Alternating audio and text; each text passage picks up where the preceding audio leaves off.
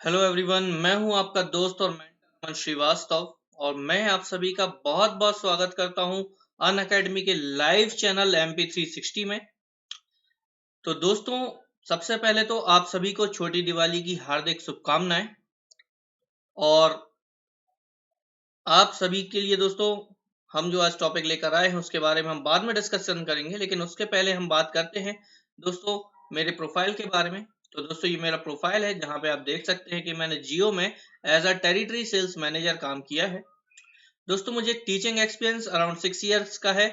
मैंने MPPSC mains face किया है और एजुकेशन है दोस्तों मेरी MCOM डॉक्टर हरि सिंह और यूनिवर्सिटी सागर से। दोस्तों, मेरा सब्जेक्ट है इकोनॉमिक्स। और दोस्तों, मेरा कोड है अमन 1। जी हाँ दोस्तों, मेरा कोड है अमन 1, जिसे आप यूज कर सकते हैं अन अकेडमी पे सब्सक्रिप्शन लेने के टाइम पे, जिस कोड को यूज करने से आपको 10% का एडिशनल डिस्काउंट मिलता है। तो दोस्तों, हम अपना टॉपिक स्टार्ट करने से पहले रोज की तरह बात करते हैं अकेडमी के बारे में। तो थोड़ी सी आपको मैं जानकारी दे देता हूँ अकेडमी के बारे में। तो दोस्तों, जैसे कि अब आप सब जानते ही हैं कि अन अकेडमी इंडिया का लार्जेस्ट लर्निंग ऑनलाइन प्लेटफॉर्म है, जो कि आपको ये फैसिलिटी प्रोवाइड करवाता है कि आप अपने घर बैठे बैठे ही कॉम्पिटिटिव एग्जाम्स की तैयारी बहुत ही अच्छी से कर पाते हैं। तो दोस्तों, अन अकेडमी इसके लिए आपको देता है live daily classes, daily test and quiz series, structured courses और अनलिमिटेड एक्सेस। तो दोस्तों, इन सब फैसिलिटीज को पाने के लिए किस तरह से आपको अन अकेडमी पे रजिस्टर करना है, किस तरह से आप अन अकेडमी के प्लेटफॉर्म से जुड़ सकते हैं, उसके बारे में सबसे पहले बात कर लेते हैं। तो दोस्तों, अगर आप कंप्यूटर या पीसी के माध्यम से ज्वाइन कर रहे हैं तो आपको इस तरह का लॉगिन पेज मिलता है। यहाँ पे आपको सब्सक्रिप्शन का ऑप्शन भी मिलता है। लाइव क्लासेस के नोटिफिकेशन आपको उसके अंदर दिखते हैं। जो हमारे टॉप एजुकेटर्स है उसकी डिटेल्स भी आपको यहाँ पे दिखेंगी। जो हमारे कोर्सेज स्टार्ट होने वाले हैं दोस्तों, उनके बारे में आपको यहाँ से जानकारी मिलेगी। हमारे पूरे कंप्रेहेंसिव सिलेबस आपको यहाँ पे मिलेंगे और आप दोस्तों अपनी प्रिपरेशन को भी यहाँ से ट्रैक कर पाते हैं। तो कुल मिला के ये बेस्ट वे है MPPSC क्रैक करने के लिए या अदर कोई कॉम्पिटिटिव एग्जाम्स भी क्लियर करने के लिए। दोस्तों, यहाँ पे आप एकदम क्लासरूम जैसा माहौल मिलता है आपको। और आपको किसी तरह का कोई टाइम बैरियर नहीं होता, कोई भी आपको लैंग्वेज बैरियर नहीं होता। तो यहाँ से आप अनअकैडमी से बहुत ही अच्छी से अपनी कॉम्पिटिटिव एग्जाम्स की तैयारी कर पाते हैं। सिर्फ आपको यहाँ पे लॉग इन करने के बाद अपना प्रोफाइल सेट करना होता है और वहां पे आपको कैटेगरी सिलेक्ट करनी होती है। फिर उसके बाद गेट सब्सक्रिप्शन पे क्लिक करना होता है। तो अगर दोस्तों, ये तो मैंने आपसे बात की थी कि लैपटॉप या पीसी के माध्यम से अगर आप कर रहे हैं, और अगर आप मोबाइल के माध्यम से दोस्तों करना चाहते हैं लॉगिन, तो मोबाइल के माध्यम से लॉगिन करने के लिए दोस्तों आपको मोबाइल पे अन अकेडमी की लर्निंग ऐप डाउनलोड करनी होती है। वहां पे वो सारी डिटेल्स दिखती हैं आपको जो आपको लैपटॉप या पीसी पर दिखती हैं। वो सारी डिटेल्स आपको यहाँ पर भी शो होंगी। यहाँ पे भी बस आपको डाउनलोड करने के बाद, आपकी एप्लीकेशन डाउनलोड करने के बाद आपको यहाँ पे भी सेम प्रोफाइल क्रिएट करनी होती है। और प्रोफाइल क्रिएट करने के बाद आपको कैटेगरी सिलेक्ट करनी होती है। तो दोस्तों, कैटेगरी में आपको वो सिलेक्ट करना होता है जिस एग्जाम की आप प्रिपरेशन कर रहे हैं। सपोज आप MPPSC की तैयारी कर रहे हैं तो यहाँ पे कैटेगरी में आपको MPPSC एंड व्यापम सिलेक्ट करना होता है। MPPSC एंड व्यापम सिलेक्ट करने के बाद दोस्तों आपको जस्ट नीचे ऑप्शन मिलेगा गेट सब्सक्रिप्शन का। तो वहां पे आप गेट सब्सक्रिप्शन भी कर पाते हैं। और गेट सब्सक्रिप्शन करने के बाद दोस्तों आपको कुछ इस तरह का प्लान शीट दिखता है। तो दोस्तों, इस तरह का प्लान शीट दिखता है। इसमें आपको 1 मंथ, 3 मंथ, 6 मंथ्स, 12 मंथ्स और 24 मंथ्स इस तरह के आपको प्लान यहाँ पे दिए रहते हैं। तो यहाँ पे दोस्तों आप चाहें तो कितने भी मंथ का प्लान या कोई भी प्लान यहाँ से आप सिलेक्ट कर सकते हैं सब्सक्रिप्शन लेने के लिए। बट यहाँ दोस्तों मेरा मानना ये है कि आपको कम से कम 12 मंथ का प्लान जरूर लेना चाहिए। जी हाँ दोस्तों, 12 मंथ प्लान लेने पर आपको बहुत सारे बेनिफिट्स मिल जाते हैं। जैसे कि एक तो ये प्लान आपको बहुत सस्ता पड़ जाता है, ठीक है। दूसरी चीज ये होती है दोस्तों कि सब्सक्रिप्शन लेने के बाद आपको काफी सारे बेनिफिट्स मिल जाते हैं, ठीक है ना। और वो आपको लॉन्ग टर्म के लिए मिल जाएंगे। और इसके अलावा जब आप किसी कॉम्पिटिटिव एग्जाम्स की तैयारी करते हैं दोस्तों, तो वो तैयारी आपकी 1 महीने, 3 महीने या 6 महीने में नहीं होती। आपकी किसी भी कॉम्पिटिटिव एग्जाम्स की तैयारी, खासतौर से एमपीपीएससी जैसे एग्जाम की तैयारी आपकी कम से कम 1 से 1.5 साल में हो पाती है। तो दोस्तों जब 1 से 1.5 साल आपको प्रिपरेशन करनी है तो दोस्तों 12 मंथ का सब्सक्रिप्शन कम से कम आप लेके रखें अनअकैडमी का, जिससे कि आपको सारे बेनिफिट्स मिले अनअकैडमी के और आपकी प्रिपरेशन बहुत ही स्मूथ तरीके से हो जाए। तो दोस्तों सब्सक्रिप्शन लेने के लिए दोस्तों मैं आपको बेनिफिट्स की जानकारी दे देता हूं पहले कि सब्सक्रिप्शन के आपको क्या बेनिफिट्स मिलते हैं। तो दोस्तों सबसे पहले तो अभी जो हमारे कुछ नए ऑफर्स स्टार्ट हुए हैं, इन ऑफर्स के बारे में आपको जानकारी दे देता हूं। तो दोस्तों इन ऑफर्स के बारे में जानकारी कुछ इस तरह से है कि जो अभी नए ऑफर्स आए हैं दोस्तों, उनमें आपको महीने में 2 बार करंट अफेयर मैगजीन प्रोवाइड करवाई जा रही है। आपको प्रैक्टिस क्वेश्चन सेट दिए जा रहे हैं जिसमें आपको 7000 से भी ज्यादा क्वेश्चंस मिलते हैं प्रैक्टिस करने के लिए। दोस्तों एमपीपीएससी मेंस और प्रीलिम्स के लिए आपको इंग्लिश मीडियम बैच भी मिलना शुरू हो जाएगा। अभी हमारे हिंदी मीडियम तो कंटिन्यूस चल ही रहे हैं, साथ ही साथ अगर आप इंग्लिश मीडियम बैचेस ज्वाइन करना चाहते हैं तो आपको इंग्लिश मीडियम बैचेस भी मिल जाते हैं। इसके साथ ही दोस्तों आपको जो हम नोट्स प्रोवाइड करवाएंगे, पीडीएफ प्रोवाइड करवाएंगे, वो भी आपको दोनों लैंग्वेजेस में मिलेंगे, हिंदी में भी और इंग्लिश में भी। ठीक है, तो इतने सारे दोस्तों ये बेनिफिट्स मिलते हैं। इसके अलावा दोस्तों सब्सक्रिप्शन लेने के बाद आप अपने फेवरेट मेंटर से उनकी लाइव क्लास के माध्यम से पढ़ सकते हैं। आपकी स्ट्रक्चर्ड लर्निंग हो जाती है फ्रेंड्स, आपकी सारे डाउट्स आपके क्लियर होते हैं, 100% डाउट क्लियरिंग होते हैं हमारे डेडिकेटेड डाउट क्लियरिंग सेशंस के द्वारा। आपके दोस्तों इंटरेक्शन बहुत अच्छा हो जाता है अनअकैडमी पे, क्योंकि आपको यहाँ पे पीडीएफ जो आपके टेस्ट मिलते हैं, क्विज मिलते हैं और पोल्स मिलते हैं। तो इस तरह से दोस्तों आपका इंटरेक्शन बहुत अच्छा हो जाता है अनअकैडमी की ऐप पर। इसके साथ साथ दोस्तों आप हमारे वीडियोस को लाइव भी देख सकते हैं और उनको डाउनलोड करके बाद में ऑफलाइन भी देख सकते हैं। साथ ही साथ आपको हमारे पीडीएफ और नोट्स भी मिलते हैं जिन्हें आप डाउनलोड करके अपने रिवीजन पर्पस के लिए रख पाते हैं। दोस्तों अब अगर हम इतने सारे जो बेनिफिट्स आपको यहाँ पे अनअकैडमी से दे रहे हैं, अगर इन बेनिफिट्स को हम कंपेयर करते हैं किसी प्राइवेट कोचिंग इंस्टीट्यूट से, तो दोस्तों प्राइवेट कोचिंग इंस्टीट्यूट में इतना सब आपको नहीं मिलता है। आप जितना हमारे 12 मंथ के सब्सक्रिप्शन का चार्ज आप यहाँ पे देते हैं, ठीक है, सपोज आप ये चार्ज यहाँ पे देते हैं 7920 का, तो दोस्तों इतना चार्ज आप, इतनी फीस जो है वो आप हर महीने पे करते हैं प्राइवेट कोचिंग इंस्टीट्यूट में। इसके अलावा दोस्तों जो फैसिलिटी आपको अनअकैडमी देती है वो फैसिलिटीज आपको अदर प्राइवेट कोचिंग इंस्टीट्यूट में नहीं मिलती है, क्योंकि दोस्तों वहां पे जो लेक्चर एक बार हो गया तो उसी लेक्चर के बाद आपको सेम क्लास दोबारा नहीं मिलती है। बट हमारे यहाँ पे आप हमारे लेक्चर्स को डाउनलोड कर सकते हैं और उसको बाद में ऑफलाइन देख सकते हैं, तो आपको सेम इट इज कंटेंट आपको फिर से भी देखने मिल जाता है। हमारे यहाँ दोस्तों आपको पीडीएफ और नोट्स की वेराइटीज मिलती हैं, कई सारे वेरिएंट्स मिलते हैं, क्योंकि हमारे पास इंडिया के टॉप बेस्ट एजुकेटर्स होते हैं। ठीक है, और ये एजुकेटर्स अपने अपने बेहतरीन कंटेंट बना के लेके आते हैं और आपको उनसे पढ़ाते हैं। तो दोस्तों हर एक मेंटर के नोट्स भी अलग अलग होते हैं, तो इस तरह से आपको नोट्स में भी कई वैरायटीज मिल जाती हैं और आप अपने लिए आपके हिसाब से सुटेबल नोट जो रहेगा वो आप अपने लिए चूज कर सकते हैं और उनको डाउनलोड करके रख सकते हैं। बट प्राइवेट कोचिंग इंस्टीट्यूट में दोस्तों ये फैसिलिटी आपको नहीं मिलती। आपको जो मेंटर ने आपके नोट्स दे दिए हैं आपको सिर्फ वही नोट्स मिलते हैं। तो इस तरह से दोस्तों अनअकैडमी पे आपको काफी सारे बेनिफिट्स मिलते हैं जो कि आपको और कहीं नहीं मिल पाते। तो दोस्तों यहाँ पे मैं आपको प्रोसीजर बता देता हूं। जब आप दोस्तों गेट सब्सक्रिप्शन पे क्लिक करते हैं तो यहाँ पे आपको कुछ इस तरह का जो प्लान शीट मिलती है। इस प्लान शीट में जब आप 12 मंथ प्लान को सिलेक्ट करते हैं सब्सक्राइब करने के लिए, तो यहाँ पे इसका कॉस्ट आपको दिखता है 8800 रुपीज। बट नीचे आपसे रेफरल कोड पूछा जाता है और इस रेफरल कोड में आपको डालना होता है दोस्तों मेरा कोड। मेरा कोड है दोस्तों अमन1। इस कोड को दोस्तों डालने के बाद आपको तुरंत 10% का डिस्काउंट मिलता है। ठीक है, और ये डिस्काउंट मिलने के बाद आपको ये क्लास जो है, ये जो सब्सक्रिप्शन है 12 मंथ का, ये पड़ता है आपको 7,920 रुपीज का। ठीक है, तो इतने कम रेंज में दोस्तों आपको इतनी सारी फैसिलिटीज अनअकैडमी देता है।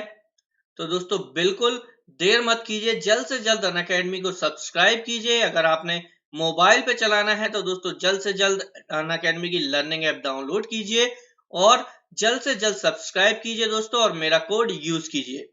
साथ ही साथ दोस्तों अनअकैडमी आपको देता है इंडिया के best educators, daily interactive live classes, structured course and PDF, live mock test and quiz series. तो दोस्तों देर किस बात की, जल्द से जल्द डाउनलोड कीजिए और सब्सक्राइब कीजिए अनअकैडमी को, और अपने एग्जाम्स की प्रिपरेशन बहुत ही अच्छे से और स्मूथली करिए।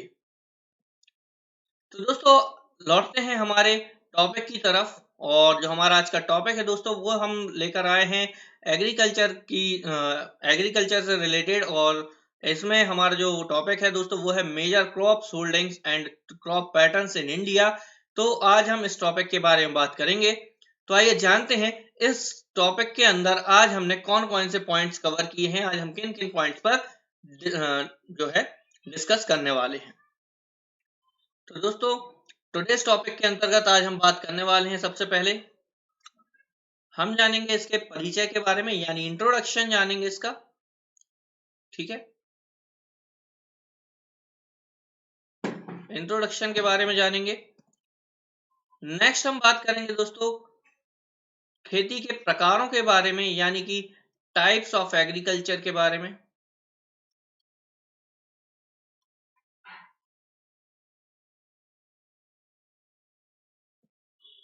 नेक्स्ट हम जानेंगे दोस्तों फसल की कटाई के बारे में, या फिर क्रॉप पैटर्न के बारे में, है ना। इसके बाद हम जानेंगे दोस्तों प्रमुख फसलों के बारे में। ठीक है, यहाँ पे क्रॉप होल्डिंग के बारे में जानेंगे हम,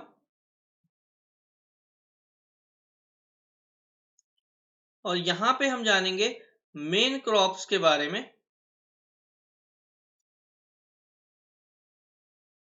ठीक है ना, या इसको हम पैटर्न, क्रॉप पैटर्न भी बोल सकते हैं। ठीक है, इसके बाद इसी के अंतर्गत दोस्तों हम जानेंगे गैर खाद्य फसलें, यानी जो फसलें हम खा नहीं सकते लेकिन पैदावार होती है, उन फसलों के बारे में भी हम बात करेंगे। तो इतने टॉपिक्स दोस्तों आज हम इस टॉपिक के अंदर कवर करने वाले हैं। ठीक है, तो लेट्स स्टार्ट करते हैं कि हमारे शुरुआत करते हैं हमारे आज के पैटर्न के बारे में, आज के टॉपिक्स के बारे में। तो सबसे पहला जो पॉइंट आता है दोस्तों वो है परिचय, यानी कि इंट्रोडक्शन। तो बात करते हैं सबसे पहले इंट्रोडक्शन की। तो दोस्तों जैसे कि आप सभी जानते हैं कि भारत एक कृषि प्रधान देश है, और इसकी आबादी का 2/3 हिस्सा कृषि गतिविधियों में लगा हुआ है, यानी कि एग्रीकल्चर से रिलेटेड जो एक्टिविटीज है उनमें लगा हुआ रहता है। 2/3 2/3 पार्ट जो है, या हम यूं बोले कि करीब 56% के आसपास का जो पॉपुलेशन है हमारे देश की, वो एग्रीकल्चर एक्टिविटीज में या कृषि गतिविधियों में लगा रहता है। दोस्तों कृषि एक प्राथमिक गतिविधि है। ठीक है, हमारे यहाँ पे एक प्राइमरी एक्टिविटी है जो हमारे द्वारा उपभोग किए जाने वाले अधिकांश खाद्य पदार्थ का उत्पादन करती है। ठीक है, जो कि हमारे द्वारा जो यूज किए जाने वाले जो प्रोडक्ट है या जो फूड मटेरियल्स हैं, उनका प्रोडक्शन जो है वो कृषि करती है। दोस्तों खाद्यान्न के अलावा यह भी विविध उद्योगों के लिए कच्चे माल का उत्पादन भी करता है। ठीक है, तो अगर हम फूड मटेरियल की बात छोड़ दें तो दोस्तों फूड मटेरियल के अलावा एग्रीकल्चर अलग अलग इंडस्ट्रीज के लिए भी रॉ मटेरियल्स का प्रोडक्शन करती है। ठीक है ना, तो जितने प्रकार के भी इंडस्ट्रीज हैं हमारे देश में, उन सब लगभग उन सभी को रॉ मटेरियल जो है वो एग्रीकल्चर से ही प्रोवाइड होता है, एग्रीकल्चर से ही मिलता है, कृषि से ही मिलता है। तो हम यहाँ पे बात करते हैं दोस्तों खेती के प्रकार के बारे में। ठीक है, कि कितने प्रकार के एग्रीकल्चर होते हैं, कितने प्रकार की खेतियां यहाँ पे होती हैं। तो दोस्तों हमारे देश में कृषि एक सदियों पुरानी आर्थिक गतिविधि है, ठीक है। तो हमारे देश में अगर देखा जाए तो जो एग्रीकल्चर है वो कई वर्ष पुरानी, बहुत ही पुरानी जो है इकोनॉमिक एक्टिविटी है या आर्थिक गतिविधि है।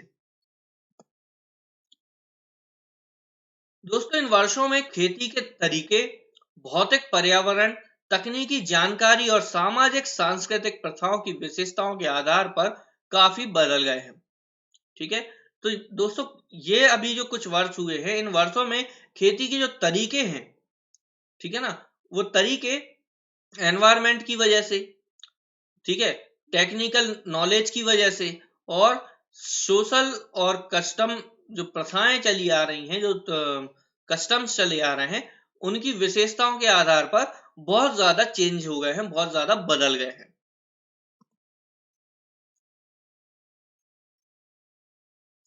दोस्तों खेती निर्वाह से वाणिज्यिक प्रकार में भिन्न होती है, ठीक है। जो खेती निर्वाह वाली होती है वो उससे वाणिज्यिक प्रकार की जो खेती होती है वो बहुत ज्यादा अलग होती है। वर्तमान में दोस्तों भारत में विभिन्न हिस्सों में निम्नलिखित कृषि प्रणालियों का अभ्यास किया जाता है। तो अभी जो एट प्रेजेंट भारत में अलग अलग हिस्सों में जो एग्रीकल्चर की मेथड्स या कृषि प्रणालियों का जो अभ्यास किया जाता है, अब हम उनके बारे में जानते हैं। तो ये कुछ विधियां हैं, ये कुछ मेथड्स हैं जिनके बारे में हम अब पढ़ने वाले हैं।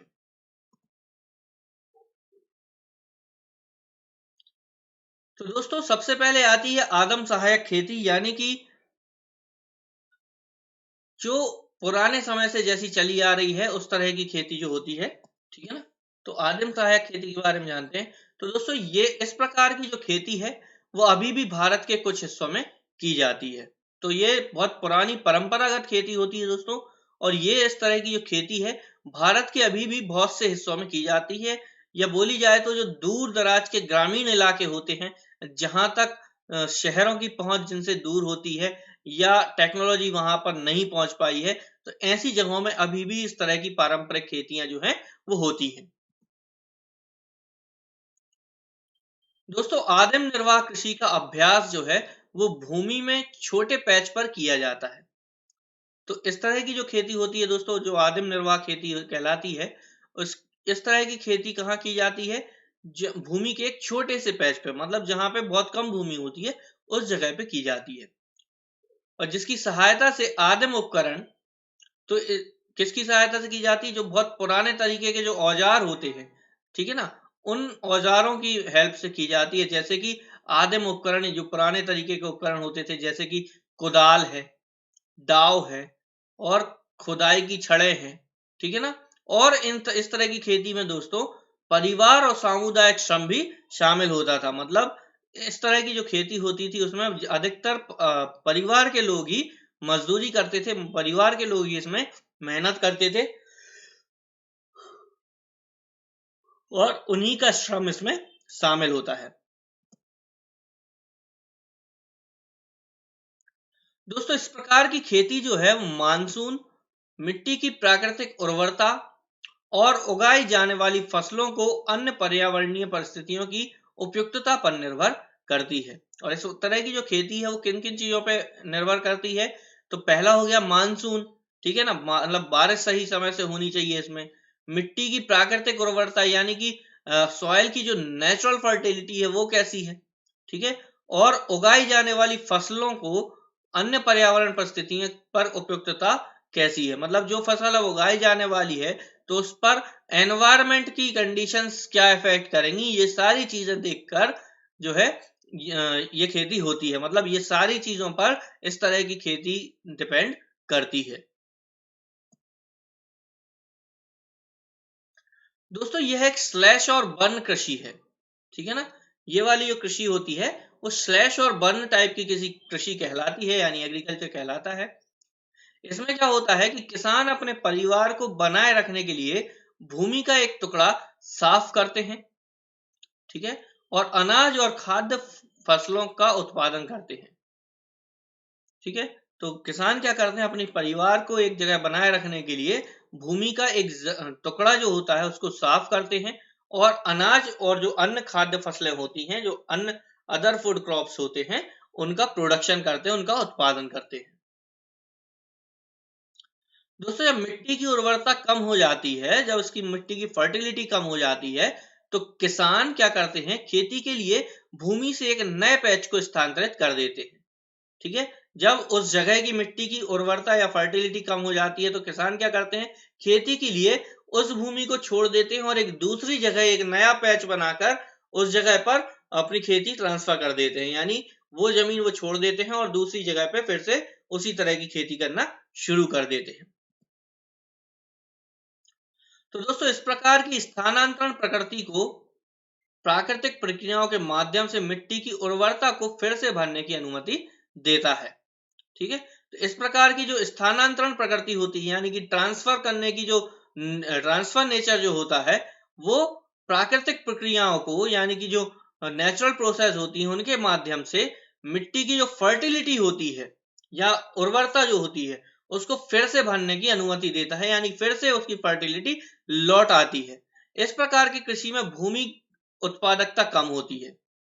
ठीक है, इस प्रकार की जो खेती होती है इसमें जो जमीन की उत्पादकता होती है, यानी प्रोडक्शन होता है जो लैंड का, वो कम होता है, क्योंकि किसान उर्वरकों का या अन्य आधुनिक आदानों का उपयोग नहीं करता।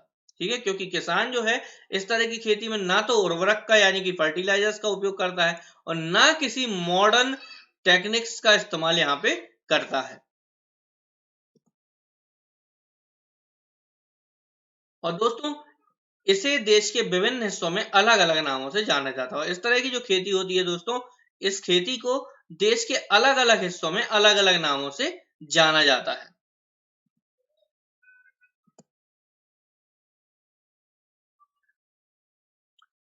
फिर दोस्तों दूसरे तरह की जो खेती होती है वो होती है गहन सहायक खेती। ठीक है ना, या गहन सहायक कृषि। तो भूमि पर जनसंख्या दबाव के क्षेत्रों में इस प्रकार की खेती का अभ्यास किया जाता है। तो जहां पर भूमि पर बहुत ज्यादा जनसंख्या का दबाव है या बहुत ज्यादा पॉपुलेशन प्रेशर है, उन उन जगहों पर, उन सेक्टर्स में या उन एरियाज में इस तरह की खेती जो है वो की जाती है। ये दोस्तों श्रम गहन खेती होती है, यानी कि मेहनत करने वाली खेती होती है। ठीक है, जो बोलना चाहिए कि लेबर वाली खेती होती है, जहाँ पे लेबर्स की बहुत जरूरत पड़ती है। जहाँ उच्च उत्पादन प्राप्त करने के लिए यहाँ पे क्या करते हैं, ज्यादा प्रोडक्शन पैदा करने के लिए, ज्यादा प्रोडक्शन निकालने के लिए या ज्यादा पैदावार के लिए जैव रसायन यानी कि बायो फर्टिलाइजर्स का यूज करते हैं और सिंचाई की उच्च खुराक का उपयोग किया जाता है, यानी कि सिंचाई बहुत ज्यादा की जाती है और बायो फर्टिलाइजर्स जो होते हैं उनका बहुत ज्यादा यूज किया जाता है। दोस्तों हालांकि उत्तराधिकार की पीढ़ियों के बीच भूमि के विभाजन के लिए वंशानुक्रम का अधिकार भूमि के आकार को असंवैधानिक बना देता है, फिर भी किसान आजीविका के विकल्प स्रोत के अभाव में सीमित भूमि से अधिकतम उत्पादन लेते रहते हैं। ठीक है, तो इसमें क्या होता है, जो उत्तराधिकार की पीढ़ियां होती हैं, ठीक है ना, इनके बीच भूमि के विभाजन के लिए वंशानुक्रम का अधिकार भूमि के आकार को असंवैधानिक बना देता है।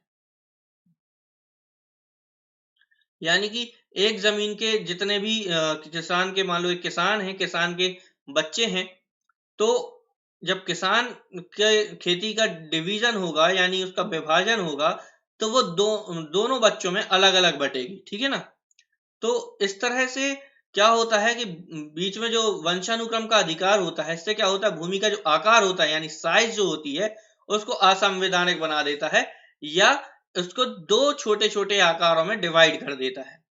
ठीक है, फिर भी किसान क्या करते हैं, अपनी आजीविका चलाने के लिए, अपनी रोजगार कमाने के लिए या अपनी रोजमर्रा की जरूरतों को पूरा करने के लिए जो वैकल्पिक सोर्स रहता है यानी कि अल्टरनेटिव सोर्स रहता है, उसके अभाव में सीमित भूमि के अधिकतम उत्पादन लेते रहते हैं, यानी कि लिमिटेड जमीन से भी वो ज्यादा प्रोडक्शन लेते रहते हैं। इस प्रकार कृषि भूमि पर भारी दबाव आ जाता है। फिर अगली जो खेती होती है दोस्तों वो होती है वाणिज्यिक खेती।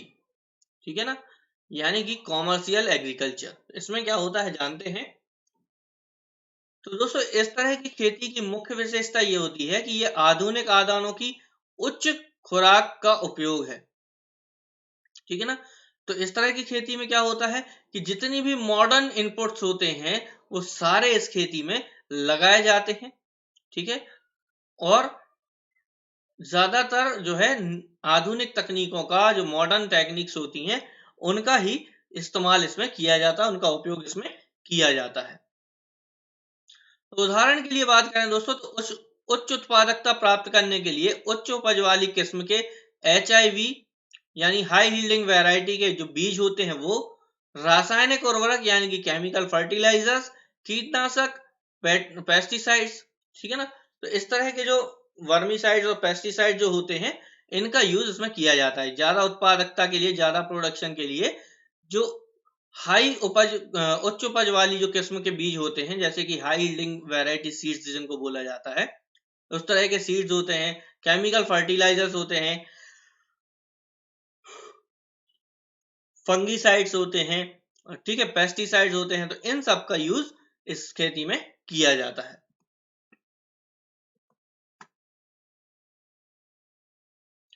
दोस्तों कृषि के व्यवसायीकरण की डिग्री एक क्षेत्र से दूसरे क्षेत्र में भिन्न होती है, ठीक है। तो एग्रीकल्चर का जो कॉमर्शियल यूज होता है उसकी जो डिग्री होती है वो एक एरिया में अलग होती है और दूसरे एरिया में अलग होती है। दोस्तों उदाहरण के लिए चावल जो है वो हरियाणा में और पंजाब में एक वाणिज्यिक फसल है, ठीक है ना।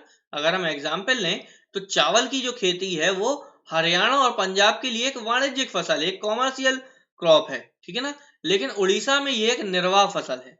लेकिन उड़ीसा में चावल जो है वो एक निर्वाह फसल है, क्योंकि उड़ीसा में सबसे ज्यादा लोग चावल का यूज करते हैं, चावल खाते हैं, ठीक है ना। तो उस जगह पे ये रोजमर्रा में उनको जरूरत आने वाली चीज है, तो वो उनके लिए एक निर्वाह की फसल है। लेकिन पंजाब और हरियाणा में क्या है, गेहूं भी होता है, अदर क्रॉप्स भी होते हैं। तो उस वजह से चावल जो है उसको वो बेच भी सकते हैं, क्योंकि वहां पे एक्सेस उत्पादन कर लेते हैं, उसका एक्सेस प्रोडक्शन कर लेते हैं। तो वो उनके लिए एक वाणिज्यिक फसल भी है, क्योंकि खाने के लिए उनके पास मेन गेहूं होता है ना। इसी प्रकार से दोस्तों वृक्षारोपण भी एक प्रकार की व्यवसाय खेती है, ठीक है। तो जो फॉरेस्ट्रेशन है, वृक्षारोपण जो है वो भी एक प्रकार की व्यवसाय खेती है, कॉमर्शियल एग्रीकल्चर है। इस प्रकार की खेती में दोस्तों एक बड़े क्षेत्र में एक ही फसल उगाई जाती है, और इस प्रकार की जो खेती होती है इसमें बहुत बड़े एरिया में एक ही तरह की फसल उगाई जाती है।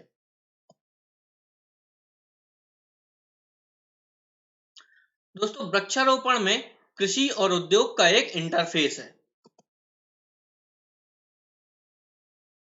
वृक्षारोपण भूमि के बड़े ट्रैक्ट को कवर करते हैं, प्रवासी मजदूरों की मदद से पूंजी गहन आदानों का उपयोग भी करते हैं।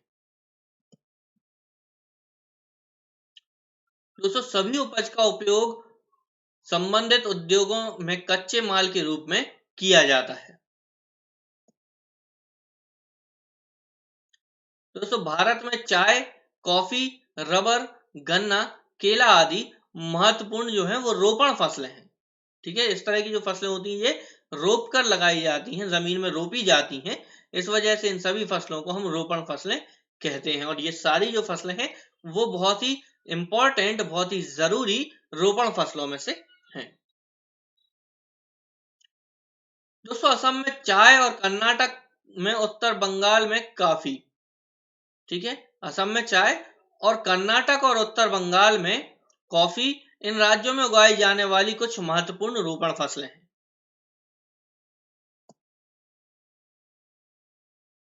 दोस्तों चूंकि उत्पादन मुख्य रूप से बाजार के लिए है, इन सभी चीजों का प्रोडक्शन जो है वो मुख्य रूप से बाजार के लिए होता है।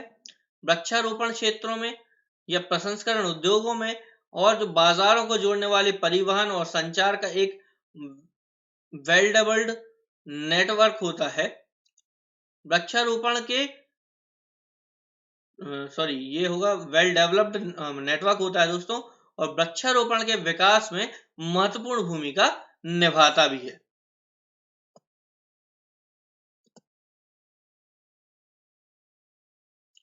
ओके, अब हम बात करते हैं दोस्तों फसल की कटाई की, यानी कि क्रॉपिंग पैटर्न की, कि किस तरह से फसल की पैटर्न होता है, किस तरह से लगाई जाती है, किन किन मौसम में क्या क्या फसलें लगाई जाती हैं, इनके बारे में डिस्कस अब हम करते हैं। तो दोस्तों भारत में संस्कृतियों की भौतिक विविधता और बहुलता का अध्ययन किया है। ठीक है, तो आपने दोस्तों भारत में संस्कृतियों की जो यानी कि कस्टम्स की और जो भौतिक विविधताएं होती हैं, यानी कि फिजिकल जो डिफरेंसेस होते हैं, जो विविधताएं होती हैं, और बाहुल्यता का अध्ययन तो किया ही है। दोस्तों ये देश में कृषि प्रथाओं और फसल के पैटर्न में भी परिलक्षित होते हैं। ये देश की जो कृषि प्रथाएं होती हैं और जो फसल का पैटर्न होता है, ठीक है ना, क्रॉप पैटर्न जो होता है, उसमें भी ये परिलक्षित होते हैं। तो दोस्तों विभिन्न प्रकार के खाद्य और फाइबर फसलें, सब्जियां और फल, मसाले और मसालों आदि का उत्पादन देश में पैदा होने वाली कुछ महत्वपूर्ण फसलों के लिए होता है।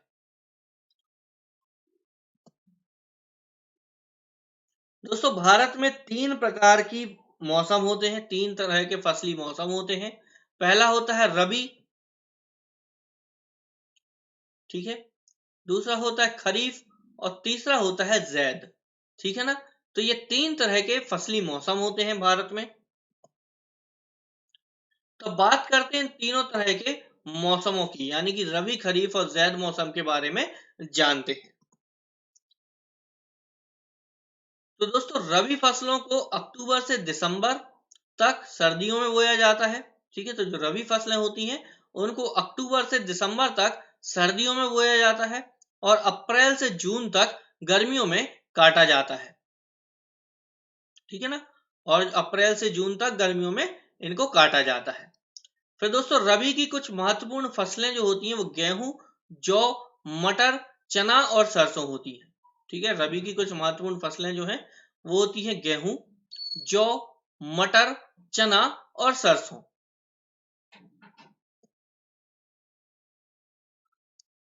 दोस्तों हालांकि ये फसलें भारत में बड़े हिस्से में उगाई जाती हैं, ठीक है ना, तो ये जो फसलें होती हैं भारत के बहुत बड़े हिस्सों में उगाई जाती हैं, जैसे उत्तर और उत्तर पश्चिमी भागों,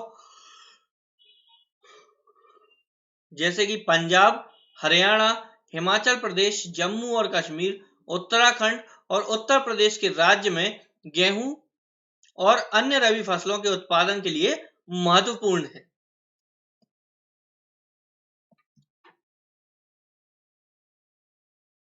इसके बाद पश्चिम शीतोष्ण चक्रवातों के कारण सर्दियों के महीनों के दौरान वर्षा की उपलब्धता इन फसलों की सफलता में मदद करती है। दोस्तों हालांकि पंजाब, हरियाणा, पश्चिमी उत्तर प्रदेश और राजस्थान में कुछ हिस्सों में हरित क्रांति की सफलता भी उपयुक्त रबी फसलों की वृद्धि में एक महत्वपूर्ण कारक रही है। तो दोस्तों जब हरियाणा, पंजाब, उत्तर प्रदेश में और राजस्थान के जो कुछ हिस्से हैं वहां पे हरित क्रांति करवाई गई थी और हरित क्रांति वहां पे बहुत ज्यादा सफल हुई थी, तो वही जो सफलता है हरित क्रांति की, वो उपयुक्त रबी फसलों की वृद्धि का, यानी कि यहाँ पे जो रबी फसलें हैं उनकी ग्रोथ का एक बहुत इंपॉर्टेंट फैक्टर रही है, बहुत महत्वपूर्ण कारक रही है। दोस्तों खरीफ के बारे में अब बात करते हैं। तो खरीफ की फसलें देश के विभिन्न हिस्सों में मानसून की शुरुआत के साथ उगाई जाती हैं और इनकी कटाई सितंबर अक्टूबर में की जाती है। ठीक है, तो खरीफ की जो फसलें होती हैं वो देश के अलग अलग हिस्सों में मानसून जब शुरू होता है तो उस समय पर उगाई जाती हैं और इनकी कटाई होती है सितंबर से अक्टूबर के महीने में। ठीक है ना, इनकी जो कटाई है वो सितंबर से अक्टूबर के महीने में की जाती है। दोस्तों इस मौसम में उगाई जाने वाली महत्वपूर्ण फसलें धान, मक्का, ज्वार, बाजरा, अरहर, मूंग, उड़द, कपास, जूट, मूंगफली और सोयाबीन है। तो इस मौसम में कौन सी फसलें ज्यादा उगाई जाती हैं? तो वो फसलें हैं दोस्तों धान, मक्का, ज्वार, बाजरा, अरहर या इसको हम तुअर दाल भी बोलते हैं, मूंग, उड़द, कपास, जूट, मूंगफली और सोयाबीन ये इनके मुख्य फसलें हैं इस समय की। दोस्तों चावल के कुछ सबसे महत्वपूर्ण क्षेत्र और भी हैं, ठीक है ना। तो चावल जहां पे ज्यादा पैदा होता है तो वो है असम, पश्चिम बंगाल, उड़ीसा के तटीय क्षेत्र, आंध्र प्रदेश, तेलंगाना और तमिल है, ठीक है। तो इन जगहों पर चावल जो है वो बहुत ज्यादा होता है और ये चावल उगाने वाले सबसे महत्वपूर्ण क्षेत्रों में से हैं। दोस्तों उत्तर प्रदेश और बिहार के साथ केरल और महाराष्ट्र, विशेषकर कोंकण तट भी जो है चावल उगाया जाता है यहाँ पे। हाल ही में दोस्तों धान पंजाब और हरियाणा की एक महत्वपूर्ण फसल भी बन गई है, ठीक है। तो अभी रिसेंटली अगर देखा जाए तो धान जो है वो पंजाब और हरियाणा की एक बहुत ही जरूरी फसल बन गई है। असम, पश्चिम बंगाल और उड़ीसा जैसे राज्यों में एक साल में धान की 3 फसलें उगाई जाती हैं। और असम हो गया, पश्चिम बंगाल हो गया और उड़ीसा हो गया, तो जो ऐसे राज्य हैं इन राज्यों में एक साल में धान की 3 फसलें उगाई जाती हैं।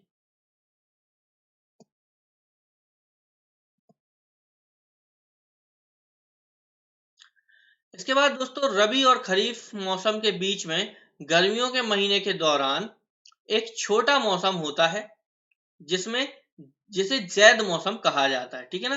तो रबी और खरीफ मौसम के बीच में जो गर्मियों का महीना होता है, इसी बीच एक छोटा सा मौसम होता है जब जिस समय पे क्या होता है खेत खाली होते हैं, ठीक है ना। तो इस समय पे जो कुछ समय के लिए जो फसलें उगाई जाती हैं उन फसलों में सॉरी इसी मौसम को जो जिस समय पे खेत खाली रहते हैं इस मौसम को जैद का मौसम कहा जाता है। और इस मौसम में जो है तो जैद के दौरान जो उत्पादित होने वाली जो फसलें हैं वो हैं तरबूज है, कस्तूरी, ककड़ी, सब्जियां और चारा। तो इस तरह की जो फसलें हैं वो इस मौसम में उगाई जाती हैं। उसके अलावा दोस्तों गन्ने को उगने में लगभग एक साल लगता है, ठीक है ना। तो गन्ना भी इस मौसम में उगाया जाता है लेकिन इसको उगने में लगभग एक साल का समय लगता है, ठीक है। तो दोस्तों यहाँ पे अगला पॉइंट हमारा आता है प्रमुख फसलें, लेकिन प्रमुख फसलों से पहले हम बात करते हैं थोड़ी सी रबी के बारे में, क्योंकि खरीफ के बारे में मैंने आपको थोड़ा डिटेल में बता दिया, उसके बाद जैद के बारे में मैंने आपको डिटेल में बता दिया। तो यहाँ पे हम थोड़ी सी रबी के बारे में बात कर लेते हैं दोस्तों। तो रबी की फसलें जो होती हैं वो ठंडों के टाइम पे होती हैं, यानी कि अक्टूबर नवंबर के समय पे या दिसंबर के समय तक इनके यहाँ इनकी बोनी हो जाती है, ठीक है, लगाई जाती है इस समय पे ये फसलें। और मार्च अप्रैल तक के समय में इनकी कटाई हो जाती है। ये इनके लिए पैदा होने के लिए इनको ग्रोथ करने के लिए बढ़ने के लिए ठंड की अभी अति आवश्यकता होती है। और जब ये कटती हैं फसलें तो कटाई के समय पे इनको तेज धूप चाहिए होती है, ठीक है ना। तो ये जो मौसम कहलाता है बीच का ये रबी का मौसम कहलाता है, ठीक है। और इस मौसम की जो प्रमुख फसलें हैं दोस्तों वो हैं गेहूं, चना, अलसी। तो ये इस तरह की जो कुछ फसलें हैं ये इस मौसम की प्रमुख फसलें हैं, ठीक है ना। तो गेहूं हो गया, चना हो गया, अलसी हो गया, मटर हो गया। तो इस मौसम में ये फसलें ज्यादातर उगाई जाती हैं, क्लियर, ओके। तो अब हम बात करते हैं दोस्तों प्रमुख फसलों की, ठीक है। तो मेन क्रॉप्स कौन कौन से हैं तो जानते हैं इनके बारे में। तो दोस्तों देश के विभिन्न भागों में मिट्टी, जलवायु और खेती के तरीकों में भिन्नता के आधार पर विभिन्न प्रकार के खाद्य और गैर खाद्य फसलें उगाई जाती हैं, ठीक है। तो देश के दोस्तों अलग अलग भागों में जैसी मिट्टी होती है या जलवायु जैसी होती है और खेती के जो तरीके होते हैं उनमें कितना डिफरेंस है, इस आधार पर अलग अलग प्रकार के जो खाद्य होते हैं यानी फूड होता है और जो नॉन फूड क्रॉप्स होते हैं उस उनको उगाया जाता है। दोस्तों भारत में उगाई जाने वाली प्रमुख फसलें हैं जैसे कि चावल, ठीक है, चावल है, गेहूं है, बाजरा, दाल, चाय, कॉफी, गन्ना, तेल बीज, कपास और गुड़ आदि। तो इस तरह की जो फसलें हैं ये दोस्तों भारत में उगाई जाने वाली प्रमुख फसलें होती हैं। ठीक है, तो आइए इनके बारे में एक एक करके थोड़ी सी और जानकारी लेते हैं। दोस्तों सबसे पहले हम बात करते हैं चावल की। तो दोस्तों भारत के अधिकांश लोगों की मुख्य खाद्य फसल है। ठीक है, तो जो चावल है वो भारत के अधिकांश लोगों की यानी कि मैक्सिमम लोगों की मुख्य खाद्य फसल है, यानी कि मेन फूड क्रॉप है। हमारा जो देश है वो चीन के बाद दुनिया में चावल का दूसरे सबसे बड़ा उत्पादक है। ठीक है, तो भारत देश जो है वो चीन के बाद दुनिया में चावल का दूसरा सबसे बड़ा उत्पादक होता है, दूसरा सबसे बड़ा प्रोड्यूसर है। दोस्तों यह एक खरीफ की फसल है, यानी खरीफ के मौसम में ये फसल उगाई जाती है, जिसमें उच्च तापमान की आवश्यकता होती है। ठीक है, इसमें हाई टेम्परेचर की जरूरत होती है। इसमें 25 डिग्री सेल्सियस से ऊपर का तापमान होना चाहिए और 100 सेंटीमीटर से ज्यादा वर्षा की इसको जरूरत होती है। ठीक है, साथ ही साथ हाई ह्यूमिडिटी भी इस फसल को चाहिए होती है।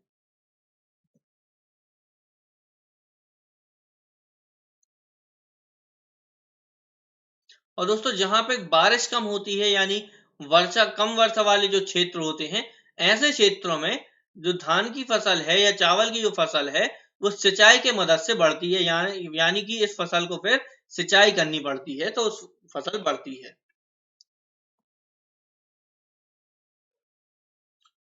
दोस्तों चावल जो है वो उत्तर और उत्तर पूर्वी भारत के मैदानी इलाकों, ठीक है, तटीय क्षेत्रों और डेल्टा क्षेत्रों में उगाया जाता है।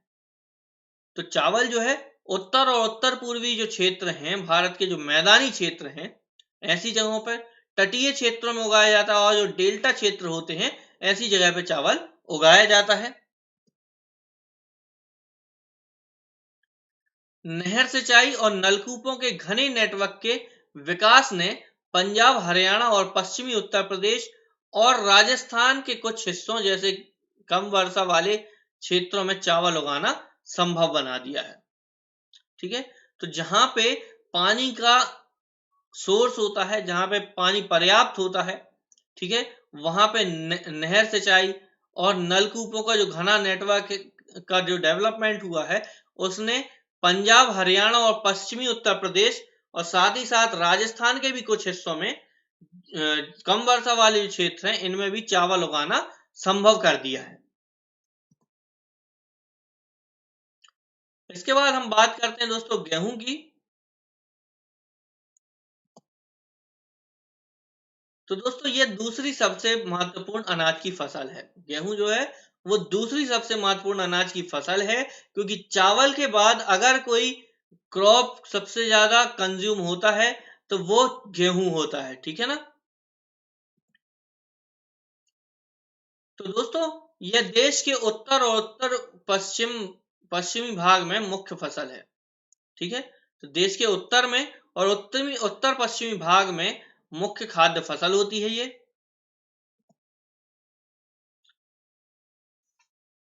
दोस्तों यह रबी की फसल है और इस रबी की फसल को पकने के समय ठंडी बढ़ती मौसम और तेज धूप की आवश्यकता होती है।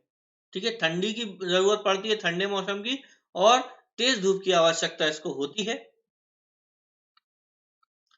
इसे बढ़ते मौसम में सामान्य रूप से वितरित 50 से 75 सेंटीमीटर वार्षिक वर्षा की आवश्यकता होती है।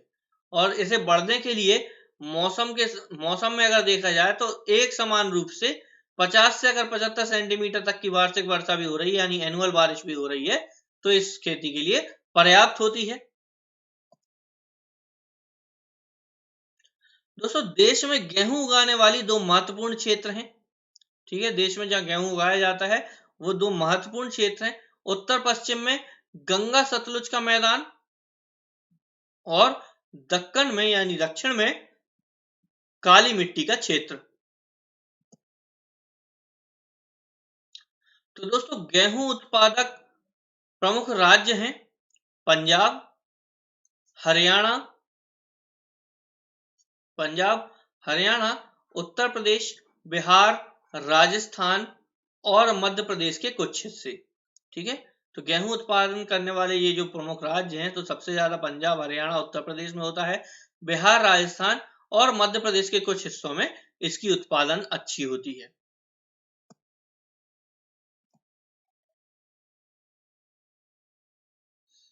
अब हम बात करते हैं दोस्तों बाजरा की।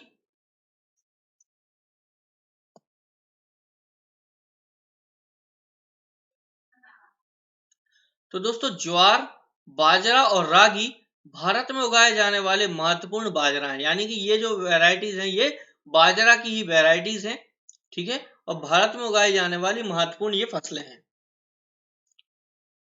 दोस्तों हालांकि ये मोटे अनाज के रूप में जाने जाते हैं। ठीक है, ये जो है ये मोटे अनाज कहलाते हैं और ये मोटे अनाज के रूप में ही जाने जाते हैं। इनका बहुत अधिक पोषण मूल्य है। ठीक है, इनका जो पोषण मूल्य है वो बहुत ज्यादा हो जाती है, यानी न्यूट्रिएंट्स वैल्यू इनकी बहुत ज्यादा होती है। उदाहरण के लिए अगर बात की जाए दोस्तों, तो रागी आयरन, कैल्शियम, अन्य सूक्ष्म पोषक तत्वों और रोगे में बहुत समृद्ध है। ठीक है, ज्वार क्षेत्र और उत्पादन के संबंध में तीसरी सबसे महत्वपूर्ण फसल होती है। दोस्तों ये वर्षा आधारित फसल है जो ज्यादातर नम क्षेत्रों में उगाई जाती है, जिसे सिंचाई की शायद ही आवश्यकता होती है। दोस्तों 2011-12 में प्रमुख ज्वार उत्पादक राज्य महाराष्ट्र, कर्नाटक, आंध्र प्रदेश और मध्य प्रदेश थे। दोस्तों रेतीली मिट्टी और उथली काली मिट्टी पर बाजरा अच्छी तरह से बढ़ता है।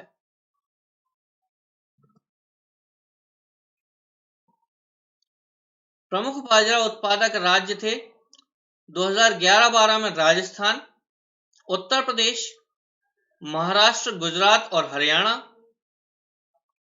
रागी शुष्क क्षेत्रों की फसल है और लाल, काली, रेतीली, दोमट और उथली काली मिट्टी पर अच्छी तरह से बढ़ती है।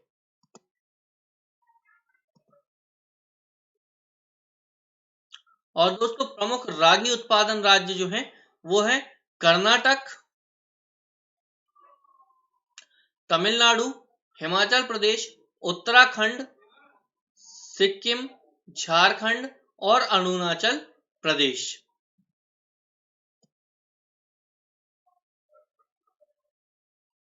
अब बात करते हैं मक्का की।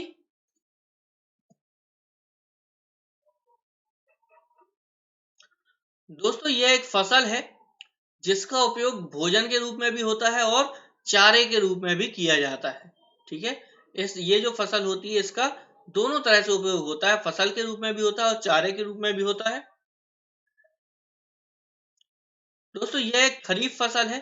ठीक है, जिसमें 21 डिग्री सेल्सियस से 27 डिग्री सेल्सियस के बीच तापमान की आवश्यकता होती है और पुरानी जलोढ़ मिट्टी में अच्छी तरह से बढ़ती है। बिहार जैसे कुछ राज्यों में रबी मौसम में भी मक्का उगाई जाती है। तो बिहार के कुछ राज्य ऐसे भी हैं जहां पे रबी मौसम में भी मक्का उगाई जाती है।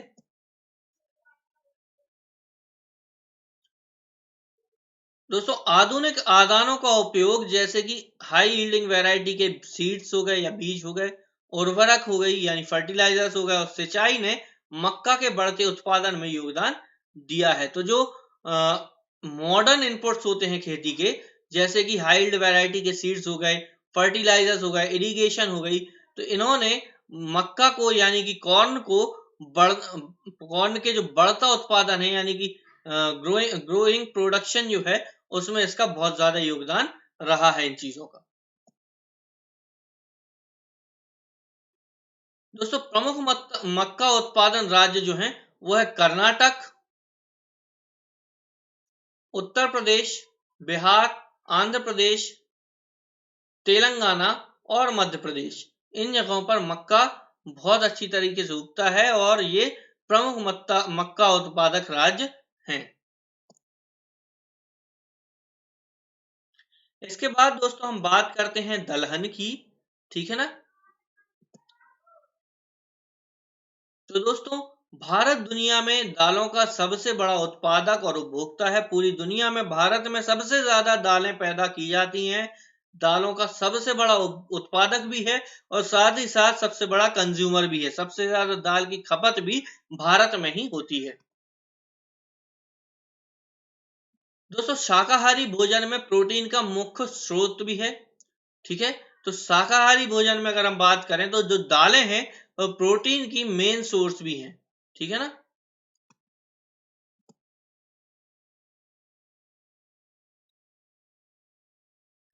दोस्तों, भारत में उगाई यानी प्रमुख दालें हैं जो हैं वो है अरहर यानी कि तुअर, उड़द, मूंग, मसूर, मटर और चना। ठीक है, तो भारत में जो दालें उगाई जाती हैं वो प्रमुख दालें हैं अरहर, या इसे हम तुअर दाल भी कहते हैं, तूर दाल या फिर तुअर दाल भी कहते हैं। ठीक है ना। उड़द हो गई, मूंग हो गई, मसूर हो गई, मटर हो गई और चना। तो ये जो दालें हैं ये मुख्य रूप से भारत में उगाई जाती हैं। दोस्तों, दलहन को कम नमी की आवश्यकता होती है, यानी ये जो फसलें होती हैं इनको नमी नहीं चाहिए होती, बहुत कम नमी की जरूरत होती है इनको। और शुष्क परिस्थितियों में यानी कि सूखी कंडीशंस में भी या ड्राई कंडीशंस में भी ये जीवित रहती हैं। ठीक है। फिर फलीदार फसलें होने के कारण अरहर को छोड़कर ये सभी फसलें हवा से नाइट्रोजन को ठीक करके मिट्टी की उर्वरता को बहाल करने में मदद करती हैं। ठीक है, तो फलीदार फसलें होने के कारण क्या होता है कि अरहर को छोड़कर यानी कि तुअर को छोड़ दिया जाए तो ये सभी फसलें जो हैं वो हवा से नाइट्रोजन को ठीक करके मिट्टी की उर्वरता को बढ़ाने में मदद करती हैं।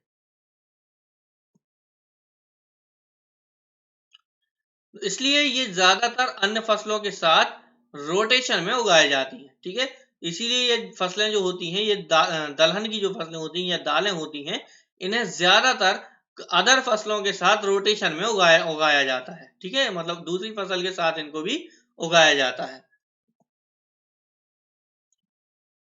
दोस्तों, भारत में प्रमुख दलहन उत्पादक मध्य राज्य जो है वो मध्य प्रदेश है, उत्तर प्रदेश है, राजस्थान है, महाराष्ट्र है और कर्नाटक है। ठीक है, तो मध्य प्रदेश में जो मेन दाल उत्पादन के राज्य हैं जहां पे मुख्य रूप से दाल का उत्पादन किया जाता है वो राज्य हैं मध्य प्रदेश, उत्तर प्रदेश, राजस्थान, महाराष्ट्र और कर्नाटक।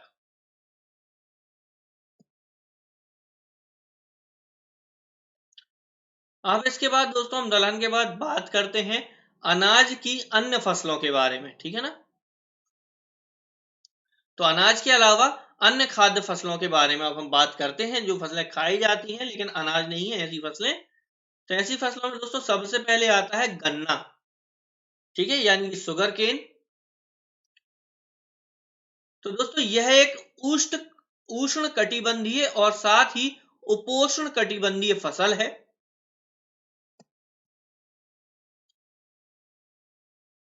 यह 21 डिग्री सेल्सियस से 27 डिग्री सेल्सियस के तापमान और 75 सेंटीमीटर के बीच वार्षिक वर्षा के साथ गर्म और अर्ध जलवायु में अच्छी तरह से बढ़ता है।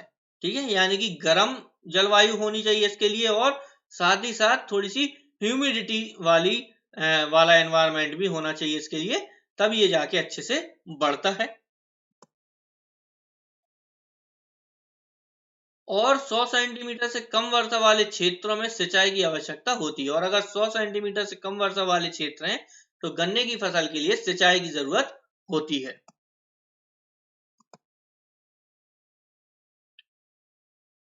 दोस्तों, इसे विभिन्न प्रकार की मिट्टी पर उगाया जा सकता है।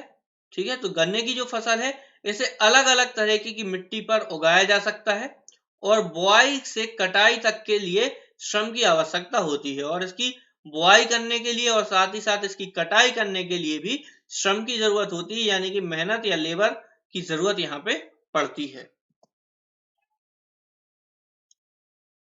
तो दोस्तों, गन्ने की फसल के बारे में अगर बात करें तो गन्ने की फसल के के गन्ने की फसल में ब्राजील के बाद भारत गन्ने का दूसरा सबसे बड़ा उत्पादक है।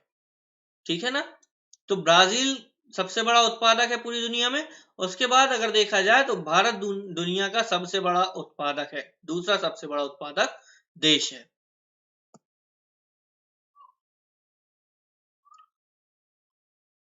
यह चीनी, गुड़, खंडसारी और गुड़ का मुख्य स्रोत है। ठीक है ना? तो जो गन्ना है उस वो चीनी बनती है, उससे गुड़ बनता है, खंड सारी बनती है और गुड़ का ये मुख्य सोर्स है। ठीक है ना? मतलब इनसे ये सारी मीठी चीजें जो है वो बनती हैं गन्ने से। मुख्य गन्ना उत्पादन राज्य जो है वो है उत्तर प्रदेश, महाराष्ट्र, कर्नाटक, तमिलनाडु, आंध्र प्रदेश, तेलंगाना, बिहार, पंजाब और हरियाणा। ठीक है ना? तो इन राज्यों में जो गन्ना है वो बहुत ज्यादा पैदावार होती है गन्ने की, और गन्ना पैदा करने वाले ये मुख्य राज्य हैं। इसके बाद दोस्तों हम आते हैं तेल के बीज पर, यानी कि तिलहन सीड्स पर, या तिलहन पर आते हैं अब हम। ठीक है, ऑयल सीड्स पर। तो दोस्तों 2008 में भारत चीन के बाद दुनिया में मूंगफली का दूसरा सबसे बड़ा उत्पादक था। तो 2008 का जो डेटा है उसके अनुसार अगर बात करें तो भारत देश चीन के बाद दुनिया में मूंगफली का दूसरा सबसे बड़ा उत्पादक था। रेपसीड की उत्पादन में भारत कनाडा और चीन के बाद 2008 में दुनिया का तीसरा सबसे बड़ा उत्पादक था। फिर विभिन्न तेल बीज देश के कुल फसली क्षेत्र का लगभग 12% उगाए जाते हैं। तो अलग अलग तरह के जो तेल बीज हैं वो देश में जो टोटल फसली क्षेत्र है, ठीक है ना, टोटल क्रॉपिंग लैंड है जो, या टॉपिंग क्रॉपिंग एरिया जो है उसका लगभग 12% में उगाए जाते हैं। तो दोस्तों भारत में उत्पादित मुख्य तेल बीज जो हैं वो है मूंगफली, सरसों, नारियल, सीसम यानी तिल, सोयाबीन, अरंडी के बीज, कपास के बीज, अलसी और सूरजमुखी। ठीक है, तो भारत में ये जो तेल वाली फसलें हैं ये ज्यादातर उत्पादित की जाती हैं। दोस्तों इनमें से अधिकांश खाद्य हैं। ठीक है, इनमें से ज्यादातर जो फसलें हैं वो खाद्य फसलें हैं। ठीक है, और खाना पकाने के माध्यम के रूप में उपयोग किए जाते हैं, और ज्यादातर जो तेल हैं वो खाना पकाने के माध्यम के रूप में उपयोग किए जाते हैं।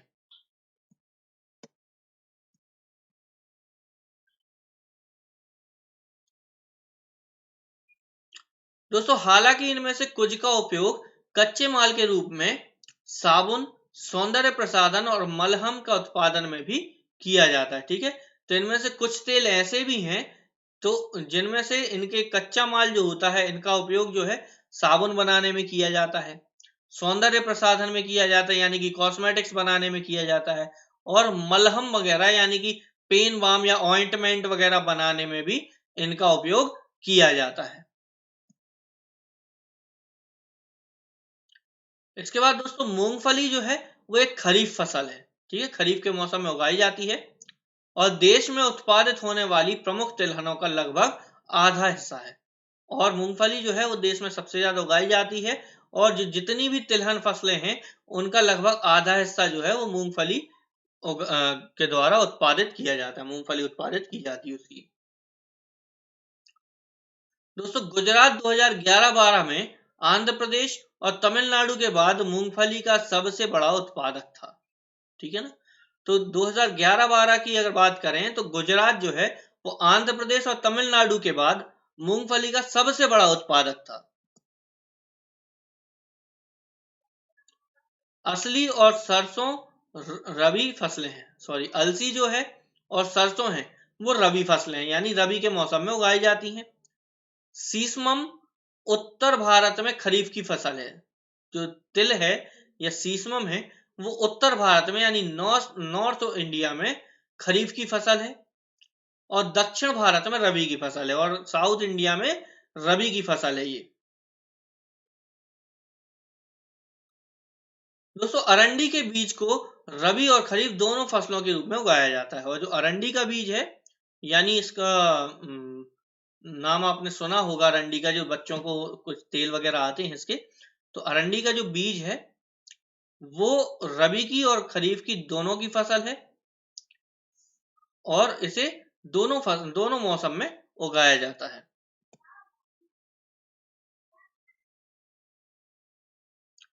अब बात करते हैं दोस्तों चाय की। तो दोस्तों चाय की खेती वृक्षारोपण कृषि का एक उदाहरण है। ठीक है, तो चाय की खेती जो है वो वृक्षारोपण कृषि का एक उदाहरण है, यानी कि इसके वृक्षों का रोपण किया जाता है इसमें। यह ब्रिटिश द्वारा शुरू में भारत में शुरू की गई थी। ठीक है, तो स्टार्टिंग में ब्रिटिशर्स द्वारा भारत में इसकी पैदावार शुरू की गई थी,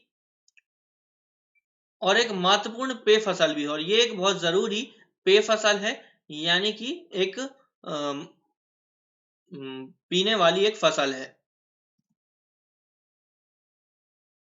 दोस्तों आज अधिकांश चाय बागान भारतीयों के स्वामित्व में, ठीक है, तो आज जो मैक्सिमम चाय बागान हैं, चाय के जितने भी बाग हैं वो अब भारतीयों के स्वामित्व में है, यानी कि इंडियंस के ओनरशिप में है। तो दोस्तों टी प्लांट जो है वो उष्ण कटिबंधीय और उपोष्ण कटिबंधीय जलवायु में अच्छी तरह से बढ़ता है, जो गहरी और उपजाऊ अच्छी तरह से सूखा मिट्टी धारण और कार्बनिक पदार्थों से समृद्ध है।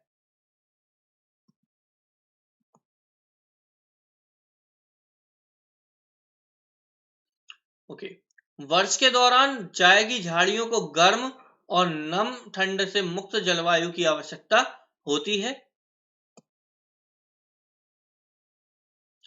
दोस्तों वर्ष में समान रूप से वितरित की जाने वाली बार बार बौछारें निविदा पंक्तियों की निरंतर वृद्धि सुनिश्चित करती हैं। चाय एक लेबोरेटरी उद्योग भी है। दोस्तों इसके लिए प्रचुर, सस्ते और कुशल श्रम की आवश्यकता होती है। ठीक है,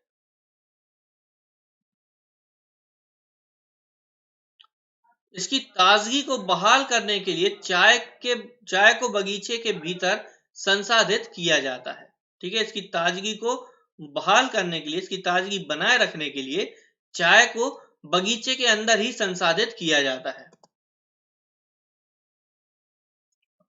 तो दोस्तों प्रमुख चाय उत्पादक राज्य जो हैं वो हैं असम, दार्जिलिंग और जलपाईगुड़ी। ठीक है, तो पश्चिम बंगाल, तमिलनाडु और केरल की पहाड़ियां जो हैं वो चाय उत्पादन वहां पे बहुत अच्छा होता है। दोस्तों इसके अलावा हिमाचल प्रदेश, उत्तराखंड, मेघालय, आंध्र प्रदेश और त्रिपुरा भी देश में चाय उत्पादक राज्य हैं।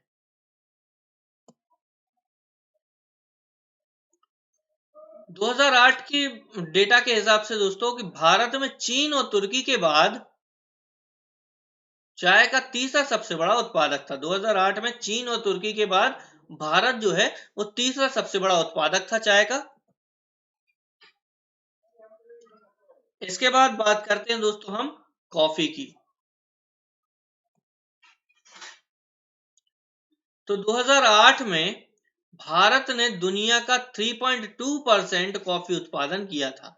ठीक है ना, 2008 की बात अगर करें तो भारत ने दुनिया का जो पूरी दुनिया का वर्ल्ड का जो कैलकुलेशन है उसका 3.2% कॉफी प्रोडक्शन जो है वो अकेले इंडिया ने किया था, अकेले भारत ने किया था। भारतीय कॉफी अपनी अच्छी गुणवत्ता के लिए दुनिया भर में जानी जाती है। ठीक है, तो इंडियन कॉफी जो है वो अपनी क्वालिटी के लिए पूरी दुनिया में जानी जाती है। दोस्तों यमन से शुरू में लाई गई अरेबिका किस्म का उत्पादन देश में होता है। ठीक है, तो सबसे पहले यमन देश से लाई गई जो अरेबिका किस्म का जो कॉफी थी उसका उत्पादन भारत के अंदर होता है। और दोस्तों पूरी दुनिया में इस किस्म की काफी मांग होती है। दोस्तों आंशिक रूप से इसकी खेती बाबा बदन हिल्स में शुरू की गई थी, ठीक है, और आज भी इसकी खेती जो है कर्नाटक, केरल और तमिलनाडु में नीलगिरी तक ही सीमित है। इसके आगे हम बात करते हैं दोस्तों बागवानी फसलों की। तो दोस्तों 2008 में भारत चीन के बाद दुनिया में फलों और सब्जियों का दूसरा सबसे बड़ा उत्पादक था।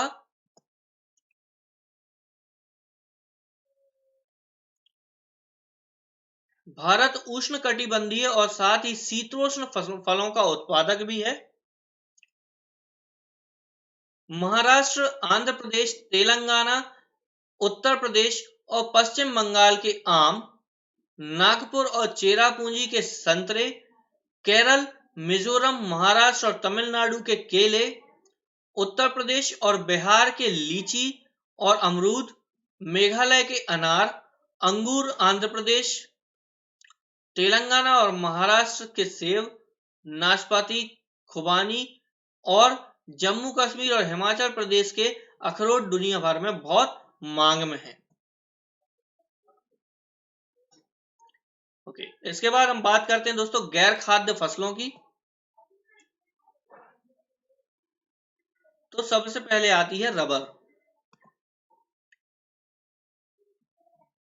तो दोस्तों यह एक विषुवतीय फसल है, ठीक है, लेकिन विशेष परिस्थितियों में यह एक उष्ण कटिबंधीय और उपोष्ण कटिबंधीय क्षेत्रों में भी उगाई जाती है।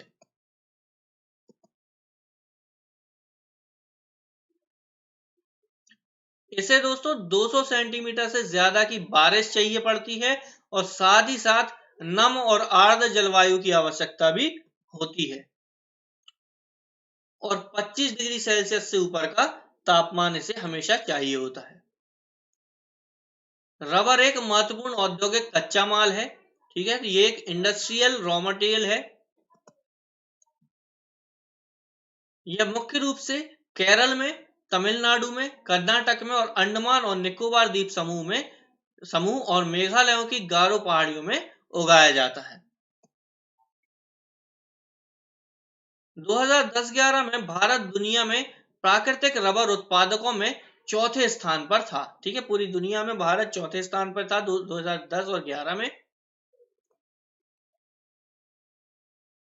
इसके बाद हम बात करते हैं दोस्तों फाइबर फसलों की।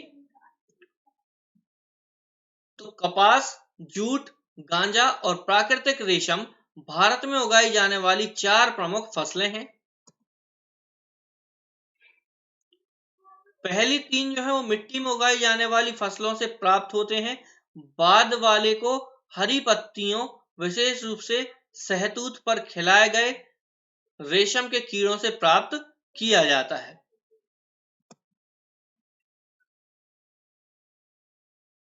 रेशम के रेशों से उत्पादन के लिए रेशम के कीड़ों को पालना सेरीकल्चर के नाम से जाना जाता है।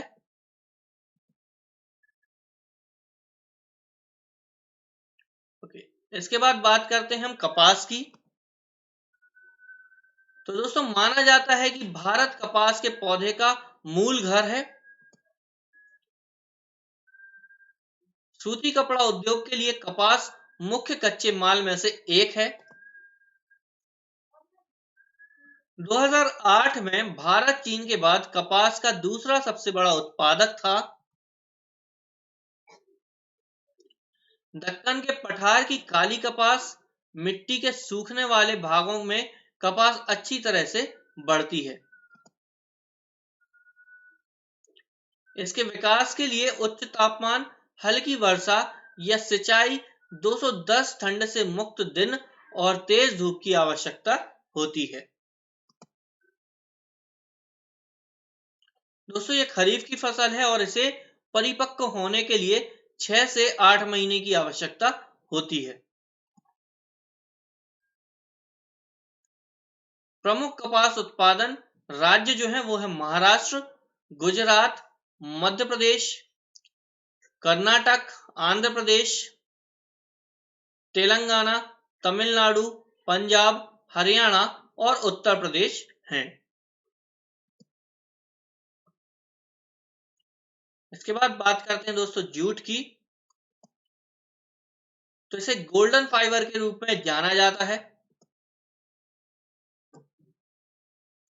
जूट बाढ़ मैदानों में अच्छी तरह से सूखा उपजाऊ मिट्टी पर अच्छी तरह से बढ़ता है, जहां मिट्टी हर साल नवीनीकृत होती है। विकास के समय उच्च तापमान की आवश्यकता होती है। पश्चिम बंगाल, बिहार, असम, उड़ीसा और मेघालय प्रमुख जूट उत्पादक राज्य हैं।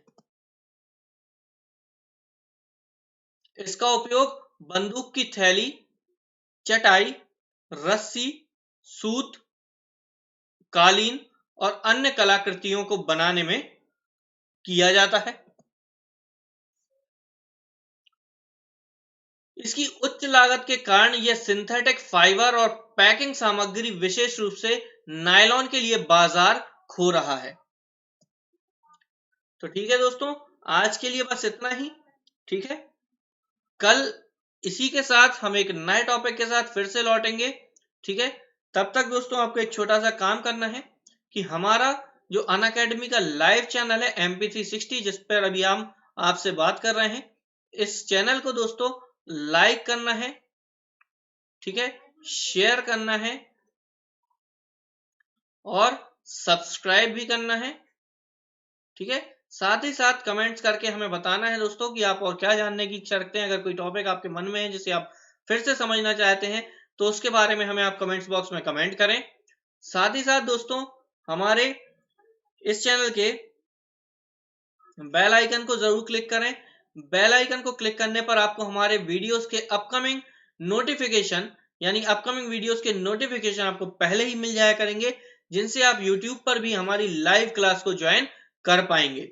ठीक है, साथ ही साथ दोस्तों आप हमारे टेलीग्राम चैनल को भी ज्वाइन करें। टेलीग्राम चैनल भी दोस्तों हमारा MP360 के नाम से ही है। इस चैनल को ज्वाइन करें दोस्तों, और इस चैनल पे हम अपनी लिंक्स, अपने वीडियोस, अपने PDF नोट्स इस पे डालते हैं, जो कि आपके लिए बहुत ही बेनिफिशियल हो सकते हैं। तो इस चैनल को भी जरूर ज्वाइन कर लें। साथ ही साथ दोस्तों आप अनअकैडमी को जरूर सब्सक्राइब करें। अनअकैडमी को सब्सक्राइब करने के समय दोस्तों ये मेरा कोड है अमन1, इस कोड को जरूर यूज करें। ठीक है, इस कोड को यूज करने पर आपको 10% का डिस्काउंट मिलता है। ठीक है, और आप अनअकैडमी का सब्सक्रिप्शन इजीली ले पाते हैं, और साथ ही साथ आपकी प्रिपरेशन बहुत ही अच्छी तरीके से हो पाती है। ठीक है, तो ठीक है दोस्तों, आज के लिए बस इतना ही। कल एक नए टॉपिक के साथ हम फिर से अवेलेबल होंगे। तब तक के लिए दोस्तों goodbye and best of luck.